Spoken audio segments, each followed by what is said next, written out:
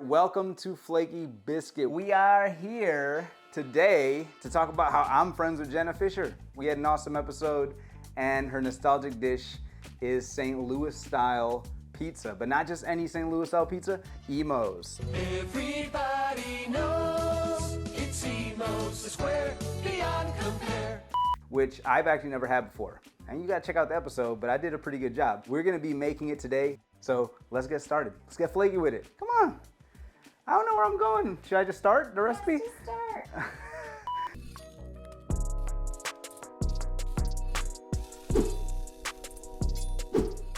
First what we're gonna do is we're gonna make the dough. We need flour, salt, olive oil, and that's it. I'm gonna actually use some sourdough because, do I need to explain?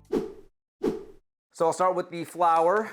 All right, this is 500 grams of AP flour. So we're gonna go with a little bit of olive oil here, 15 grams. This is a crunchy, crispy pizza, you know what I'm saying? It's not airy, it's not bready, it's not doughy.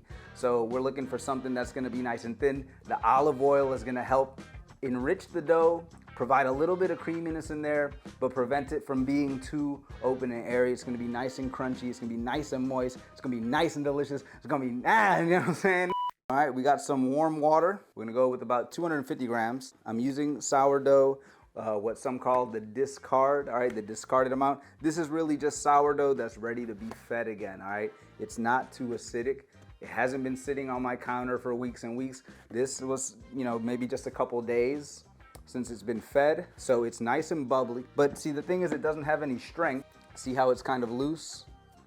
That means it doesn't really have much of a gluten structure, but it's not so acidic that it will disrupt this dough that we're making, all right? If you use something too acidic, it will break down the gluten in your dough. It will kind of mess it up and make it weak. So we don't want that, all right? It's not necessarily gonna leaven it too much, okay? Adding this to provide flavor, all right, when it ferments. Now we're gonna add salt to the dough. I like to add everything in at once. It's not a wet dough, so we don't need to withhold the salt.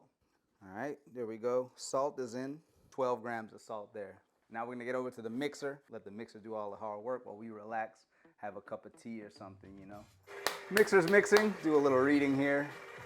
Could you pass me a cup of tea while I relax, as the machine needs? Just kidding. It's on low speed right now, which is great. Dough's developing, and I'm gonna switch it to medium speed after about a minute or so, which I believe has already elapsed. And then we're gonna go to high speed.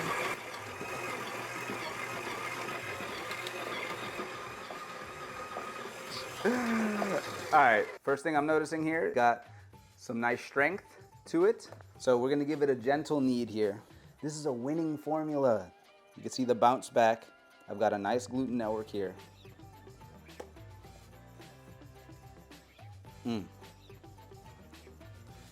All right, I have a strong dough. We're gonna let our dough rest for about 20 minutes. Use a damp cloth here just so that it doesn't dry out. Rest well, my friend. So now that this is resting, we're gonna prepare the cheese. Now, St. Louis style pizza uses what's known as, what's it called? Provel? Provel.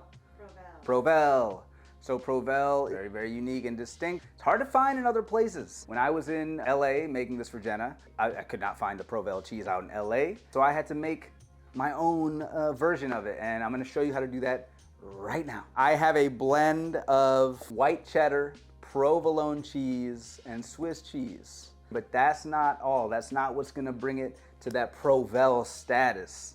And what's gonna take it to that level is, ta-da! It's liquid smoke. It's smokiness in liquid form. It smells like it's a whole barbecue or something happening here now. Wow, it's intense. It's like a little over a teaspoon-ish. We're gonna give it a good mix. Cheese mixture is made, so we're gonna set this aside. We're gonna prepare our, what's the other thing on this? Oh, tomato sauce, all right? And I just use a decent canned tomato, a whole peel canned tomato. It's perfectly fine. So what I like to do is I'll take the whole tomato here, just kind of carving out this little stem. We're gonna add some salt, dried oregano here. All right, we're gonna crush this up real nice. Now, our sauce is done, our cheese is flavored, and the dough is rested. All right, now it's important for us to divide the dough. We're looking for 250 gram dough balls here. I'm gonna hit them with, hold on, let me hit them with the juggle though. Oh, shit. It should be balls first. We're gonna ball the dough, and then we're gonna Hit it just like that. Boom, boom. We're gonna cover these once again with the damp cloth here and let them rest for 20 more minutes. Okay, that's gonna help the gluten relax before we roll it out, top it, and bake it. It's pizza time. Our dough has rested. It's nice and relaxed. Boom. You gotta have a good flour hand. Dough has relaxed a bit. Now you can see I could press it out with my hands a little bit for sure, but to get to the ultimate thin level, we definitely want to use a rolling pin here. I'm looking to get a specific texture, a specific thinness. You gotta get it. Just like, all right, so we got, it's a nice strong dough. Now here's the thing. We need to make this crispy. You know, I could fire this off on a pizza stone, on a pizza steel, or in, in a fancy, oven that's got high heat and all that kind of thing. But if you're at home and you might not have those things, but you probably have a sheet pan, okay? So the oven is pumping at 500 degrees. We're gonna grab a sheet pan, okay? We're gonna get some olive oil on our sheet pan, okay? It's gonna help make our pizza nice and crispy during the bake. It's gonna be a little more like an oval, but that's okay. All right, that's actually kind of nice. All right, so we're gonna go with our sauce here. Get the sauce all the way to the edge, all right? And then we're gonna grab handfuls of our Provel. We want it to be really cheesy. All right, get it all over the edge. We're going into the oven, 500 degrees for about between 15 and 20 minutes, depending on your oven, but we really wanna get that bottom crispy. Let's get flaky. Ooh. And there we have it. Look at that thin crust.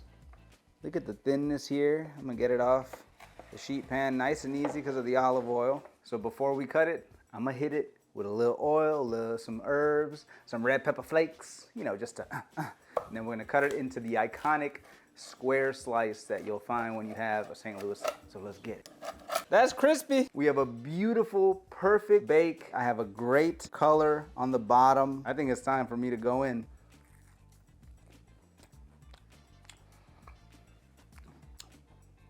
You can taste that slight hint of the liquid smoke.